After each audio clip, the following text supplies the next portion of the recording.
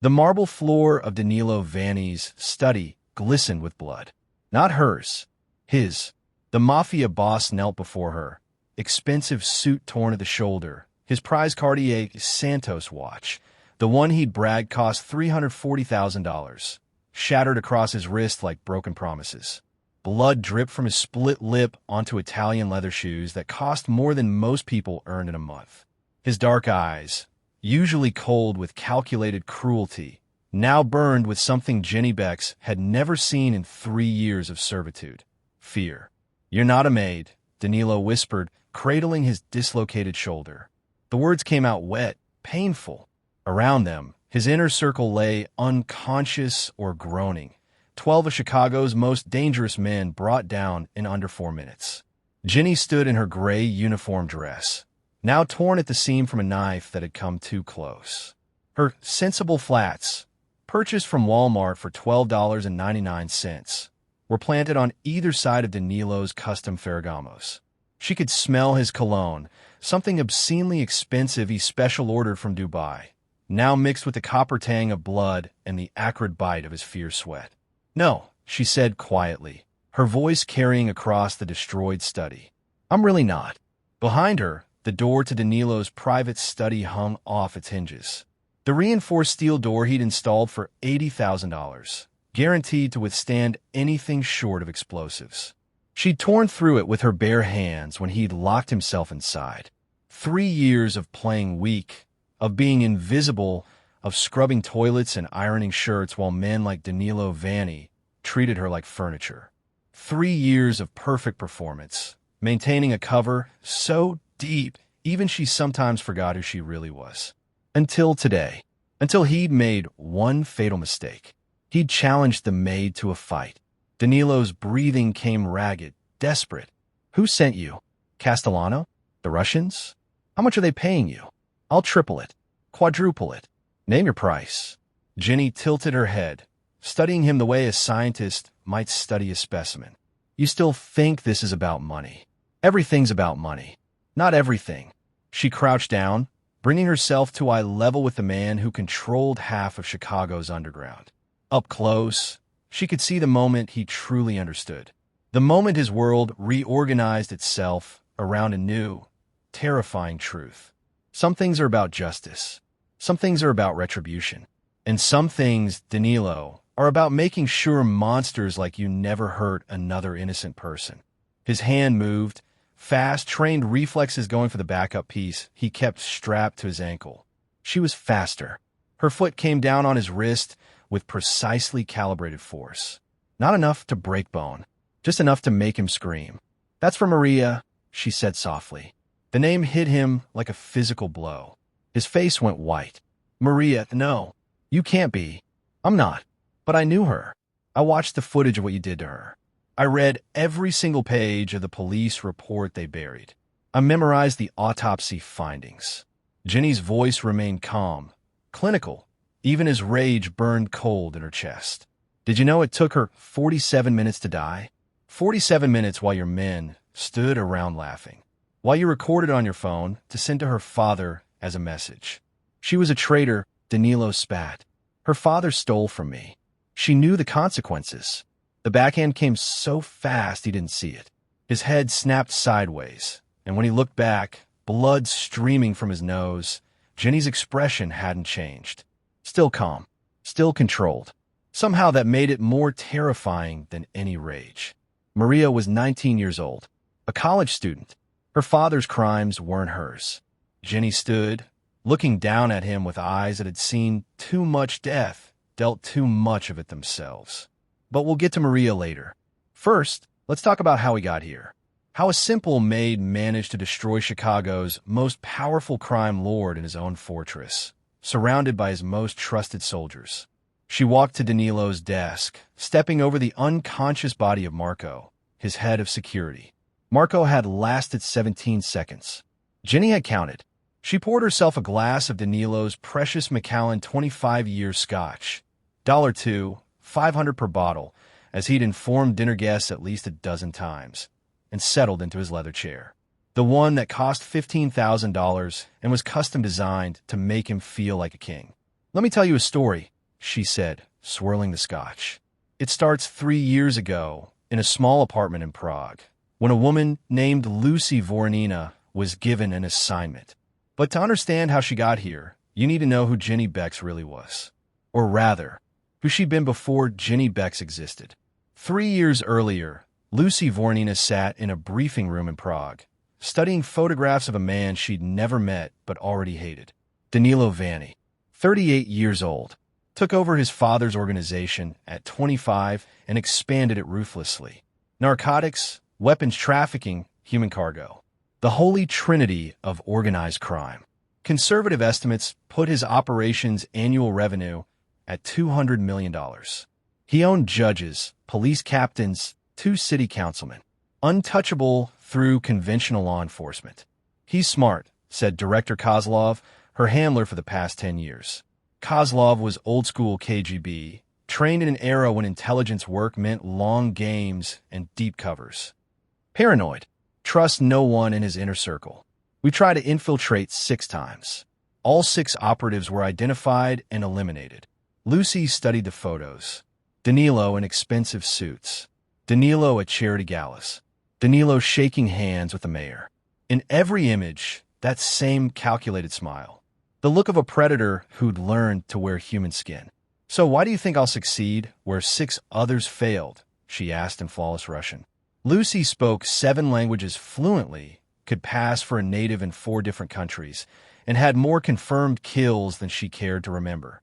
At 32, she was one of the agency's most decorated field operatives. She was also burning out, though she never admitted it out loud. Kozlov slid another folder across the table. Because you're not going in as an operative.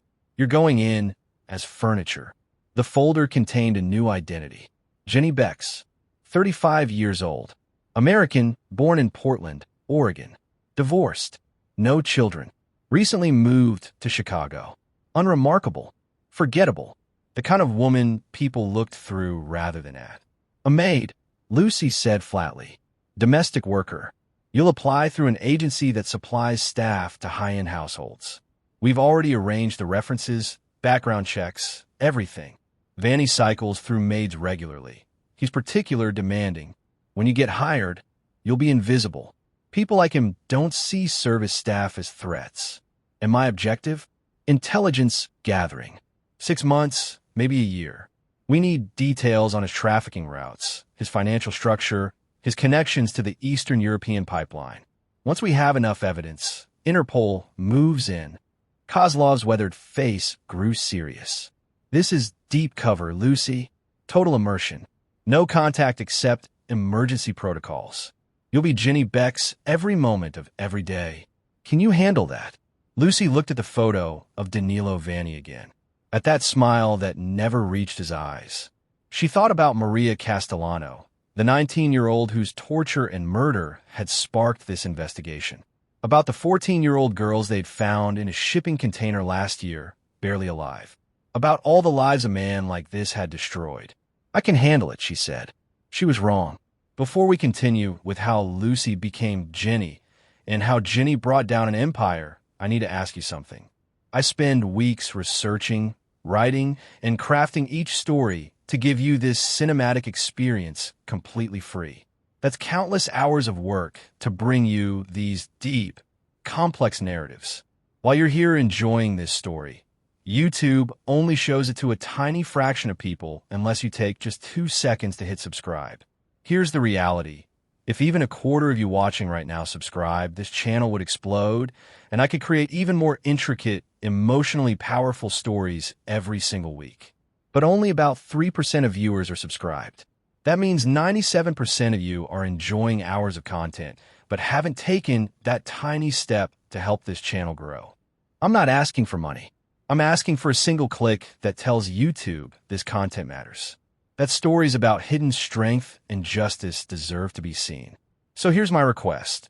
If you're invested in Lucy's story, if you want to know how a trained assassin survived 3 years as a maid, click subscribe right now. It takes 2 seconds and means the world to this channel's survival. Also, drop a comment telling me where you're watching from. Last video, we had viewers from 52 different countries. Are you in New York? London? Manila? Let me know. Now, let's get back to the story, because what happened when Lucy Voronina became Ginny Bex changed everything. The transformation took 3 weeks. Lucy Voronina, daughter of a Moscow mathematics professor, recruited at age 15, trained in facilities that officially didn't exist, had to die. In her place, Ginny Bex was born. Mousy, nervous Ginny with her cheap clothes and apologetic smile. Ginny who flinched at loud noises. Ginny who said sorry automatically, reflexively, even when she'd done nothing wrong. The hardest part wasn't the cover story or the accent or the mannerisms. It was the deliberate incompetence. Lucy could disassemble and reassemble an AK-47 blindfolded in 43 seconds. Ginny had to struggle with a vacuum cleaner. Lucy spoke Mandarin, Arabic, German, Russian, Italian, English, and passable Korean. Ginny had to pretend she could barely manage English.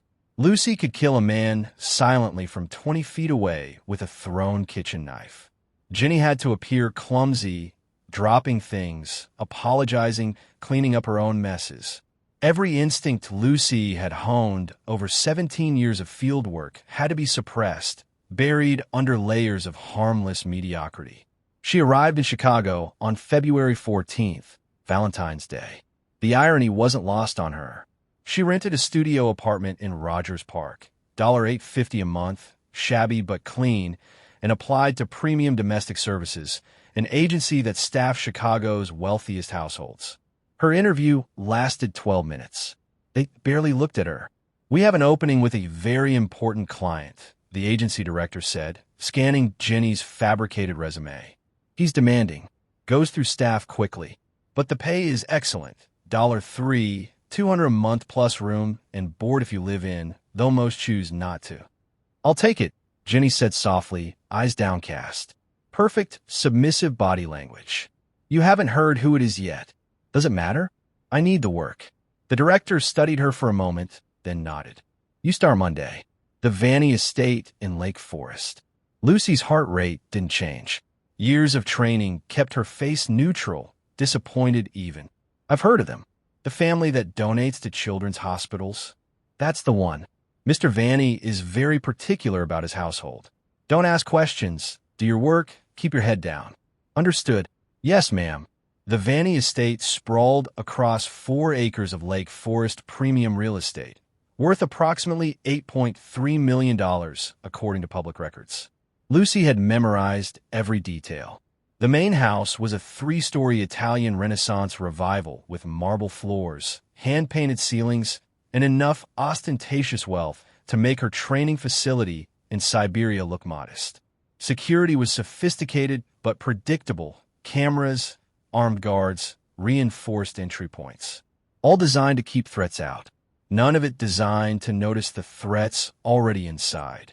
Mrs. Jackson, the head housekeeper, met her at the service entrance. 62 years old, Korean immigrant, worked for the Vannys for 6 years. Lucy had read her file.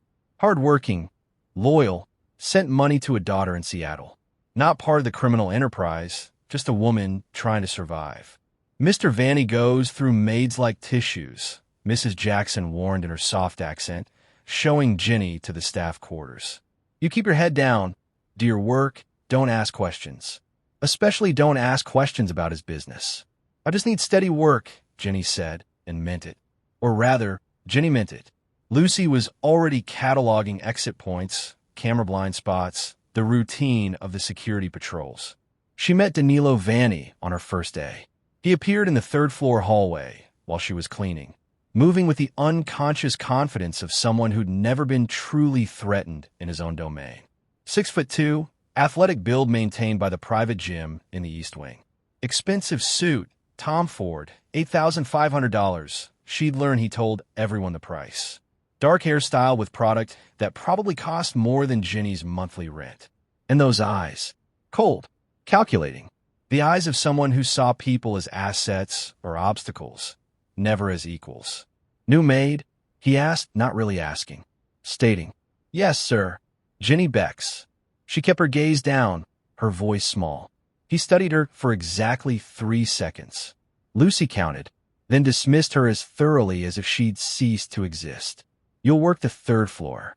My private quarters. Everything spotless. I'm hosting the Castellano family next week. The Castellanos, major players in East Coast narcotics distribution. This was intelligence gold delivered in her first hour.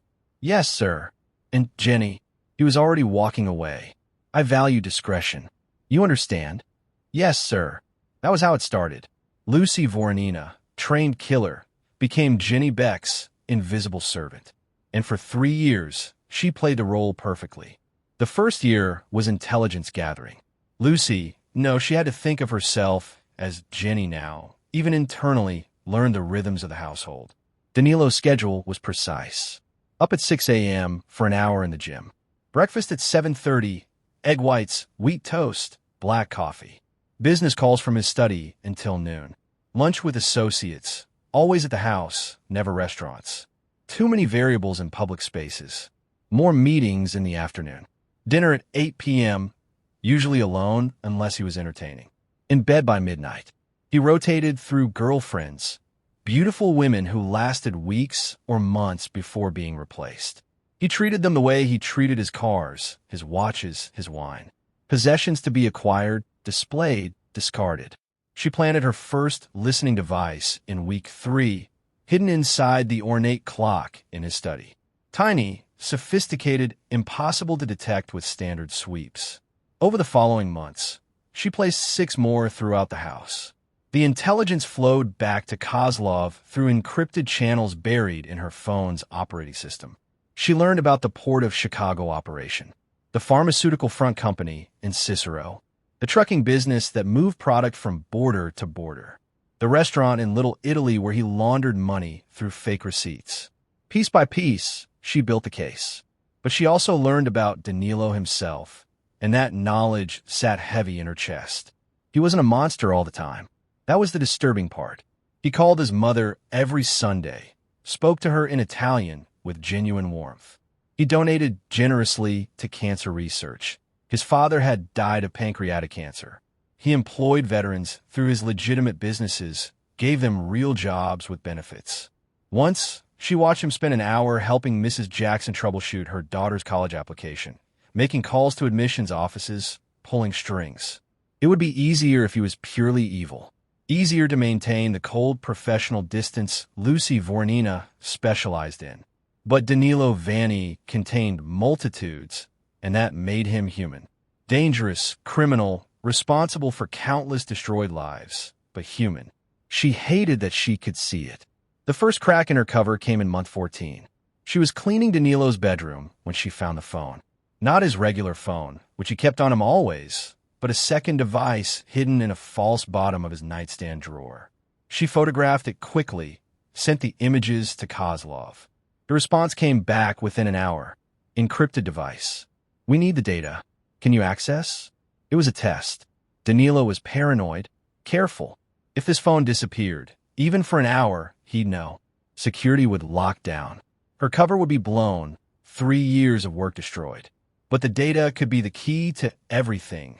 Communications with suppliers, financial records, maybe even evidence of the human trafficking pipeline. Lucy could do it. Could crack the encryption, clone the data, replace the phone within the window of Danilo's gym session. But Jenny Beck's clumsy maid wouldn't even know what she was looking at. She made her decision.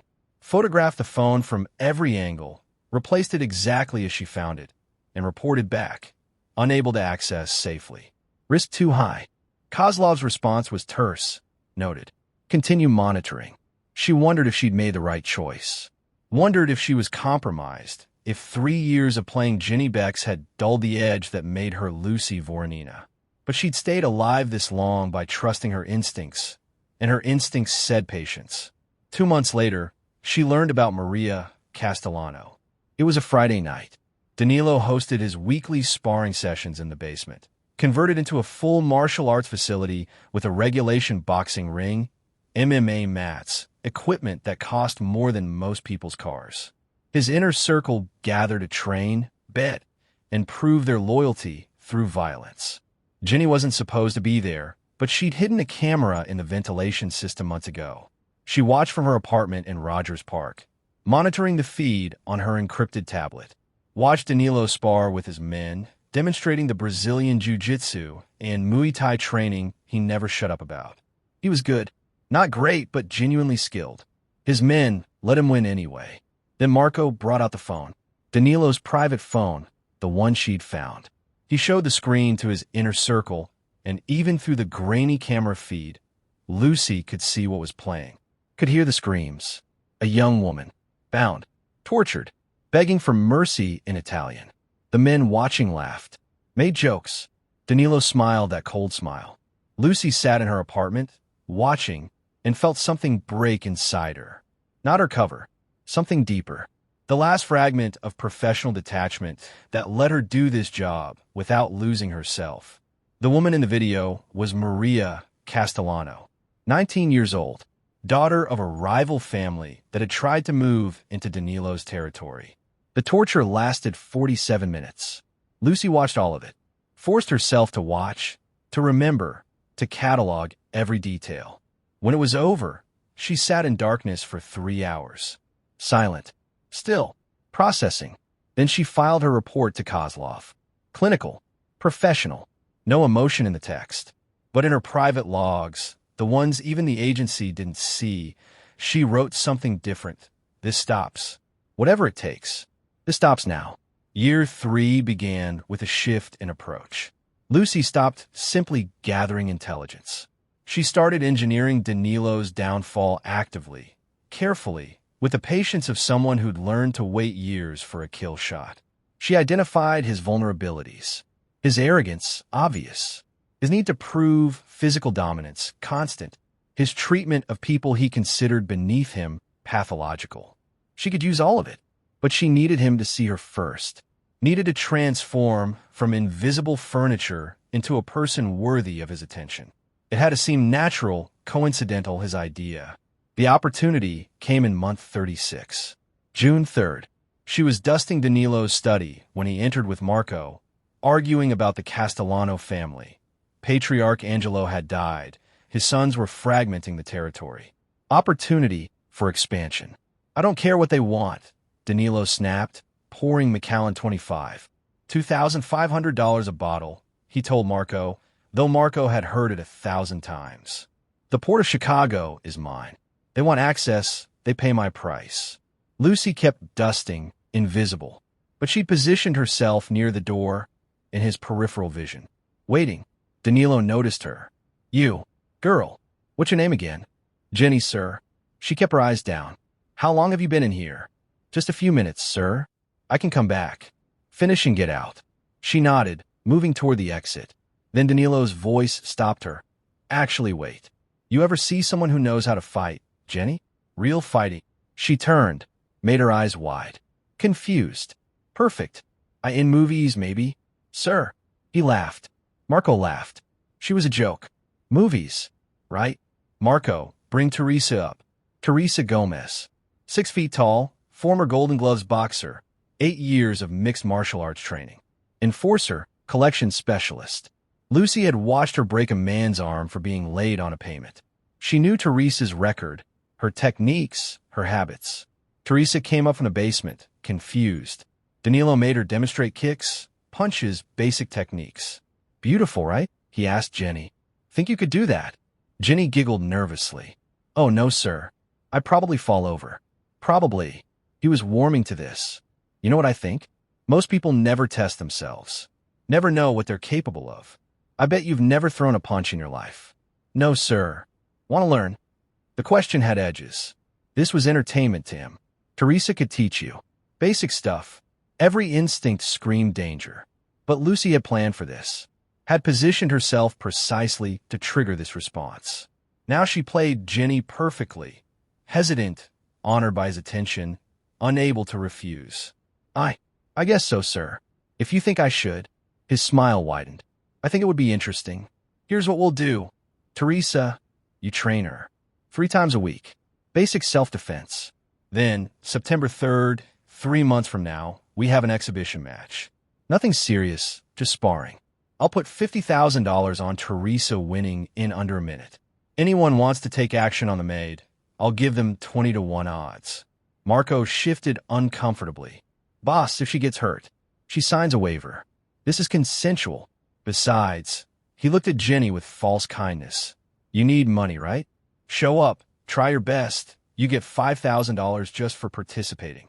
$5,000. For Jenny Becks. Struggling maid, impossible to refuse. The trap was perfect because Danilo thought he'd said it. Didn't realize he'd walked into hers. Okay, sir, she said softly. Thank you. Excellent. Teresa, start her Monday. And Jenny, that smile with teeth. Don't disappoint me. 3 months.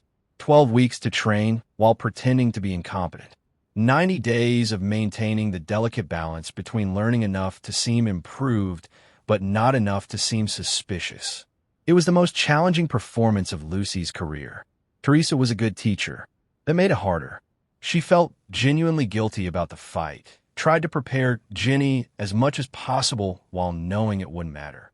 Keep your hands up, she'd say patiently. Protect your face at least. Lucy played the struggling student perfectly. Threw slow, telegraph punches, stumbled through footwork, took falls on sprawls that she could have defended easily. Every mistake was calculated, designed to reinforce the image of helpless Jenny. But she used the access. 3 times a week in the basement meant proximity to Danilo's inner circle during their training sessions. They grew comfortable around her, stopped guarding their conversations. She heard about shipments, territorial disputes, payment schedules. Sent it all to Kozlov. The intelligence was building towards something. She could feel it. The agency was preparing a major operation, though they kept her isolated from the details. Deep cover protocols. Then, August 15th, 2 weeks before the scheduled fight, everything changed. She was cleaning the 3rd floor when she heard shouting from Danilo's bedroom. Male voices angry. She should have left. Protocol demanded it. But Lucy had learned to follow her instincts, and they were screaming that this mattered.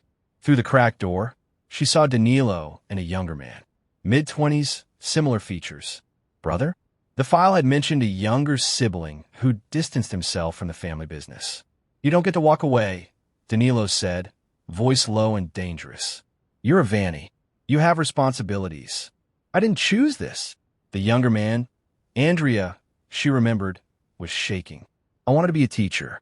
Normal life. But you pulled me into your world, made me complicit. I protected you, paid for your education, your apartment. I didn't ask for any of it. I'm leaving Chicago tonight. Don't try to find me. He stormed out, nearly colliding with Jenny in the hallway. Their eyes met for a fraction of a second. She saw desperation, guilt, fear. Then he was gone. Inside the bedroom, glass shattered. Danilo's rage, uncontrolled for once. Lucy filed the incident, noted it could be leverage. Didn't think much more about it. 2 days later, Andrea Vanny was found dead in his apartment.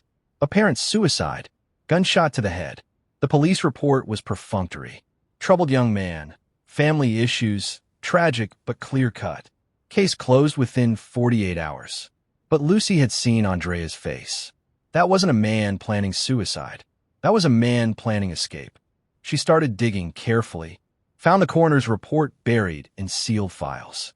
Gunshot residue patterns inconsistent with self-infliction. Angle wrong. Bruising on the wrists, suggesting restraint before death. Murder. Made it look like suicide. And Danilo had been in meetings with witnesses the entire night Andrea died. Perfect alibi. But Marco hadn't been. Neither had 3 other trusted soldiers. Lucy sat in her apartment, staring at the evidence on her encrypted tablet. This was beyond her mission parameters.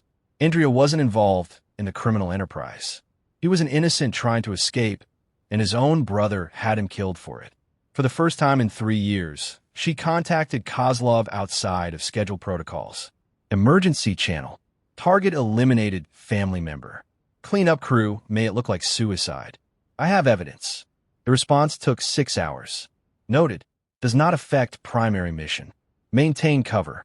She stared at the words. Read them 3 times. Then typed, understood. But she didn't understand. Or rather, she understood perfectly, and it made her sick. The agency didn't care about Andrea Vanny.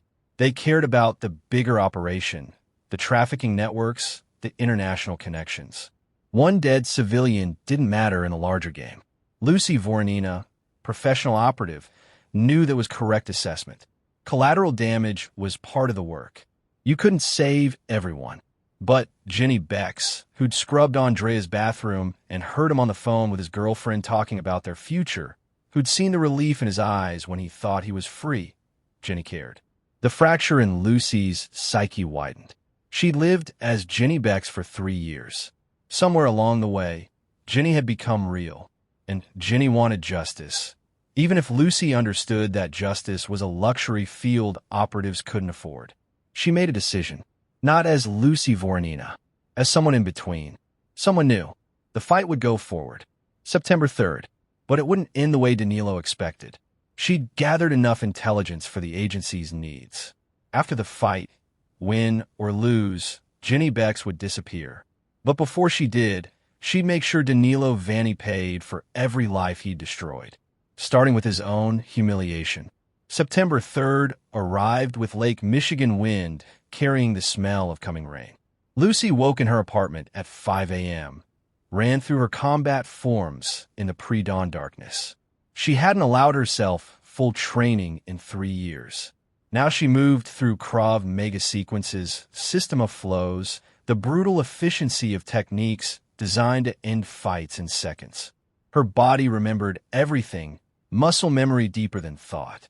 At 7 a.m., she became Jenny Bex again, put on the cheap workout clothes she'd bought for training, ate the breakfast Jenny would eat, instant oatmeal, not the protein-optimized meal Lucy preferred, practiced the nervous mannerisms, the apologetic smile. She arrived at the Vanni estate at noon. The basement was packed.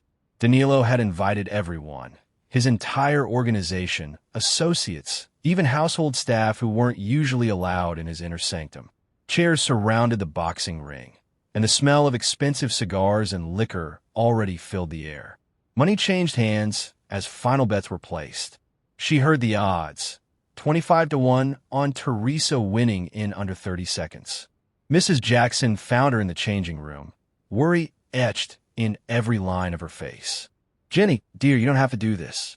I know you need the money, but this isn't worth it." For a moment, Lucy almost broke character, almost told this kind woman the truth. Instead, she smiled Jenny's smile. "It's okay. Teresa's been training me. It'll be fine. Mr. Vanni doesn't do fine." Mrs. Jackson squeezed her hand. "Please be careful." "I will." Teresa came in next, already in her gear. "You ready?" "As I'll ever be." Teresa looked at her seriously. "First time you go down, stay down. Don't try to be brave. Just stay down, and it'll be over quick." Okay." They walked out together. The crowd roared, drunk on anticipation and cruelty. This was entertainment to them. The weak Maid getting destroyed. Proof of a natural order. Danilo sat ringside in a custom chair, grinning like Christmas morning.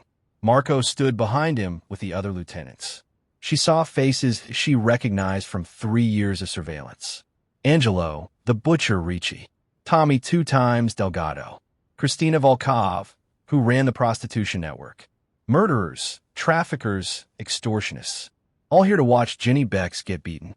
The referee, one of Danilo's men playing the part, called them to center. "Keep it clean. Touch gloves." Teresa bumped her gloves gently. "I'm sorry," she whispered. "Don't be." Lucy whispered back. The bell rang. Teresa came forward slowly, professional, giving Jenny time to adjust. She threw a lazy jab, easy to see. Lucy slipped it the way she'd been taught in training, the way Jenny had been taught. Kept her hands up, moved her feet. Teresa threw a combination, still pulling her power. Lucy blocked, took one on the shoulder. "Light contact. Safe." "Come on, Teresa," someone shouted. "Stop playing with her." Teresa's eyes apologized, and she threw a low kick. Lucy checked it. Proper form, exactly what Teresa had taught her. Then Danilo's voice. "What is this? You're boring me. Stop holding back." Teresa's expression hardened. Professional now. She stepped up the pace, threw real combinations, jab, cross, hook. Lucy blocked the first 2, took the third on her gloves. Teresa's power was real, even restrained. "Better," Danilo called. "Make her work." Teresa obliged. She started fighting for real, throwing the techniques Lucy had watched her use in actual enforcement. A body kick that Lucy barely blocked. A Superman punch that whistled past her ear. Lucy stayed defensive, blocking, slipping, moving exactly as she'd been taught in their training sessions. She could see confusion growing in Teresa's eyes. Jenny was losing, being pushed back, clearly outmatched. But she was defending better than she should be, better than she'd ever done in training. Teresa shot for a takedown. Lucy's instinct screamed, sprawl, defend, reverse. But Jenny wouldn't know that. She let Teresa take her down, fell to her back, pulled guard the way Teresa had taught her. Basic defensive, survivable. The crowd was confused now. This wasn't the immediate demolition they'd expected. What is this? Danilo stood up. Teresa, end this. Teresa postured up in guard, through ground and pound. Lucy covered up, deflected what she could, took what she couldn't on her arms and shoulders. Teresa was holding back slightly, enough not to cause serious damage. But Lucy could end this whenever she wanted. Every position, every transition, every mistake Teresa made, she saw them all. Years of training against Spetsnaz instructors, against the best combat specialists in the world. Teresa was good, very good, but Lucy was exceptional. The moment stretched. Teresa trying to finish with an armbar, Lucy defending with clasped hands, proper technique. Teresa couldn't extend the arm. Frustration mounting. How are you? Teresa grunted, applying pressure. Lucy could have escaped 10 different ways. Could have reversed position, taken mount, ended the fight in seconds. But this wasn't about winning the fight.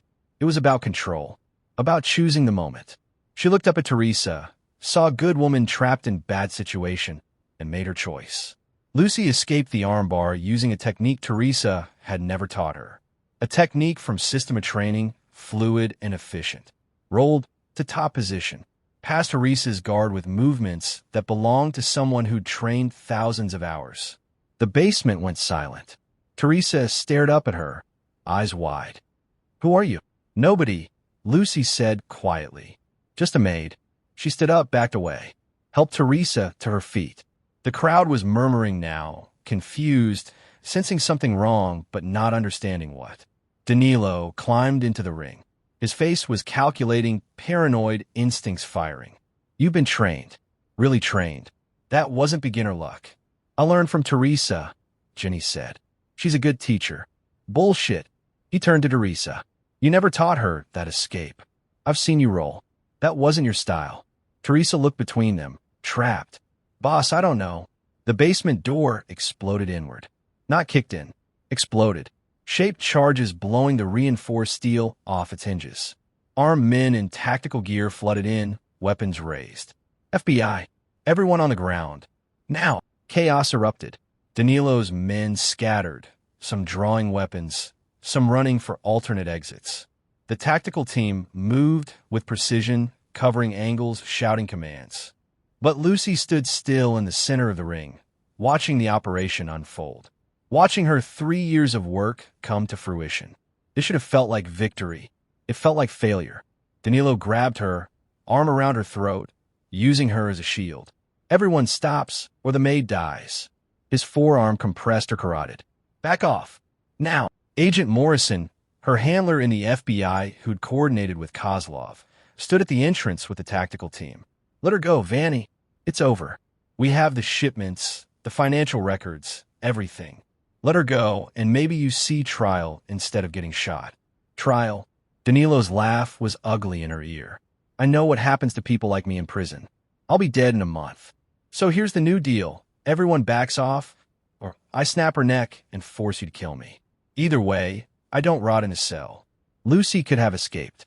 17 different techniques in her muscle memory, any of which would break his hold in under 2 seconds. But she stayed still. Waited. There's option 3, she said quietly. What's that? You let me go, and we finish the fight. Just you and me. What? You wanted to see real fighting. Let's fight. No weapons. No audience. No rules. You win, I convince them to let you walk out. You lose, you surrender. Either way, this ends without more bloodshed. She felt him processing it. Ego against survival instinct. But she'd studied him for 3 years. Knew exactly which button to press. The great Danilo Vanni, undefeated fighter, she said, voice carrying. Let's see if you can beat the maid who made you look stupid. The insult landed.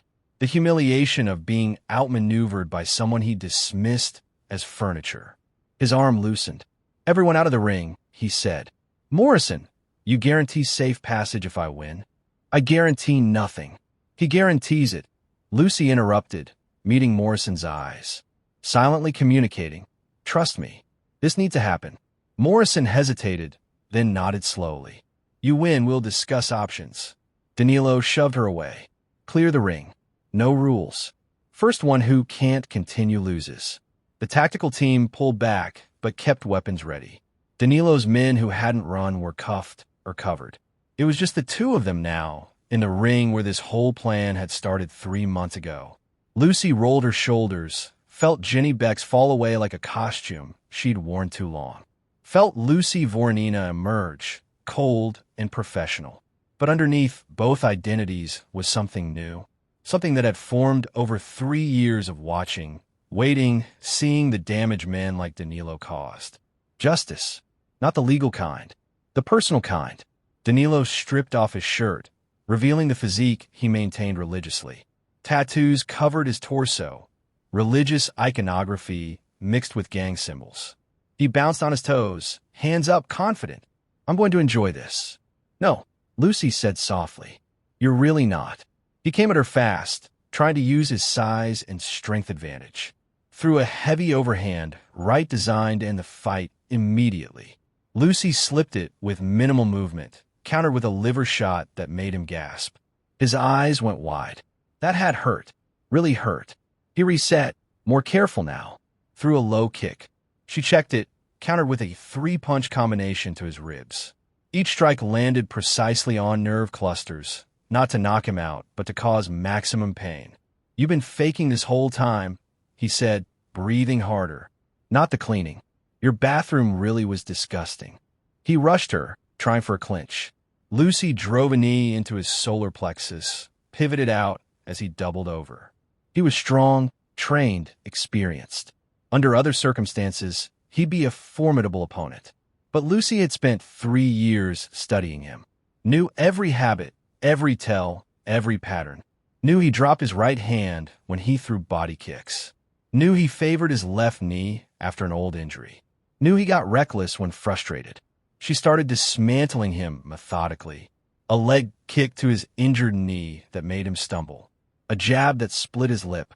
A spinning back elbow that sent blood flying. Not trying to finish him quickly. Making him feel it. This is for Maria Castellano, she said, throwing a roundhouse that cracked his ribs. His face went white. You can't be, she was 19 years old. Tortured for 47 minutes while you recorded it. A straight right that broke his nose. This is for Andrea Vanni. A knee that folded him. Your own brother, who just wanted to be normal. He was weak. He was human. Something you forgot how to be. Danilo tried to mount offense through desperate combinations. Lucy slipped, blocked, countered. Years of training against world-class fighters made this almost easy. Almost boring. Except it wasn't about the fight. It was about the moment. About showing everyone watching that the powerful could fall. That the invisible could be deadly. That justice, even personal and violent justice, was still justice. She swept his legs. He went down hard, and she followed, taking mount. Started raining down elbows and fists, each strike precisely placed. Not enough to kill, just enough to hurt, to humiliate, to make him feel as helpless as every victim he'd ever created. Enough. Morrison's voice. Agent, that's enough. Lucy stood up, breathing steady, not even winded. Looked down at Danilo Vanni, master of Chicago's underworld, curled on the canvas with blood streaming from a dozen cuts. His $340,000 watch shattered on his wrist. You lose, she said quietly. They arrested him. Read him rights while he was still on the mat, barely conscious. His organization fell within the week. Lieutenants flipping, assets seized, networks dismantled. Combined with the intelligence Lucy had gathered, It was the largest organized crime bust in Chicago history. 17 additional arrests. $400 million in assets frozen. Teresa got immunity for cooperation. Turned out she'd been forced into enforcement work, had her own reasons for hating Danilo. She's teaching self-defense at a women's shelter now. They get coffee sometimes, and Lucy, or whoever she is now, occasionally helps with her classes. Mrs. Jackson retired with a federal witness protection stipend. Lives with her daughter in Seattle. Safe, finally. Danilo got 40 years federal. Supermax isolation. He tried to fight another inmate in his second week and got destroyed. The irony is perfect. And Lucy? She had to disappear anyway. New name, new identity. Kozlov offered her another deep cover assignment. She declined. 3 years as someone else had taught her something unexpected. That underneath all the identities and covers and performances, she wasn't sure who she actually was anymore. So she took a different path. Private security consulting. Teaching defensive tactics to at-risk populations. Working with organizations that help people escape trafficking situations. Legal mostly, but with the skills to be very effective when legality was a luxury victims couldn't afford. She kept part of Jenny, though, the part that learned you could be strong and still be kind. That power wasn't about dominating people, but the ones you don't see are often the ones seeing everything. 6 months after Danilo's arrest, she returned to the Vanny estate one last time. It was being sold, assets liquidated for victim compensation. She stood in the study where she'd dusted furniture and planted listening devices for 3 years. On Danilo's desk, she found a photo she'd never noticed before. Young Danilo and Andrea, maybe 10 and 7 years old, arms around each other, laughing, before money and power and violence corrupted everything. She took the photo, sent it to Andrea's girlfriend, who'd moved to Portland trying to outrun grief. Included a note, he wanted to be with you. He tried to escape. It wasn't your fault. Small gesture. Wouldn't bring Andrea back. But sometimes small gestures were all you could offer. Lucy Voronina, or whatever name she used now, walked out of the Vanny estate for the last time. The sun was setting over Lake Michigan, painting the water copper and gold. She got in her car and drove south, toward the city, toward whatever came next. Behind her, the mansion stood empty. The powerful brought low. The empire dismantled. Ahead of her, the future waited. Uncertain, complex, full of impossible questions about identity and justice, and who she was underneath all the performances. But for the first time in 3 years, she was done pretending. Done being invisible. Done being small to make others feel big. The Maid had taken down the mafia boss. Not because she was supposed to, because she chose to. Because some things, justice, retribution, protecting the innocent, mattered more than orders or protocols or professional distance. And if that made her compromised as an operative, so be it. She'd learned there were worse things than caring. Worse things than letting yourself feel. Like spending your whole life pretending to be someone you're not. Lucy drove into the sunset, toward whatever came next, finally free. And that's how a trained assassin became a maid, and how a maid brought down an empire. If you made it this far, you just experienced the complete journey of Lucy Voronina. And I need to know, what was your favorite moment? Did you see the fight outcome coming? Did you suspect Jenny from the beginning? Or did the reveal catch you off guard? Tell me in the comments right now. And drop your location. Where are you watching from? Last week, we had viewers from 61 countries. If this story gave you chills, if you were rooting for Lucy, if you loved seeing arrogance get destroyed, you need to subscribe because next week's story is even more intense. A mafia boss who discovered his gold digger wife was actually an undercover FBI agent investigating him. The twists are insane. Hit that like button right now. It costs you nothing but helps this channel massively. Share this with someone who loves revenge stories with incredible fight scenes. And make sure you're subscribed because these stories take weeks of work to craft, and your support makes it possible. Until then, remember, the most dangerous opponent is the one you never saw coming, the one you dismissed, the one you made invisible. Thank you for watching. See you in the next story.